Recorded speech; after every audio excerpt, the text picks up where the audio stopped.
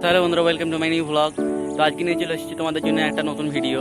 বন্ধুরা, আমাদের গ্রামের পাশে চলছিল একটা ক্রিকেট ম্যাচ। তো ক্রিকেট ম্যাচটি দেখার জন্য আমরা চলে এসেছি সরাসরি ময়দানের দিকে আসার পর দেখলাম যে এখানে প্রচণ্ড পরিমাণে ভিড় ছিল। এখানে তোমরা সাইকেল করে দেখতে পাচ্ছ, সাইকেল এবং মোটর সাইকেল, আরও ভিন গ্রাম থেকে লোক এসছে।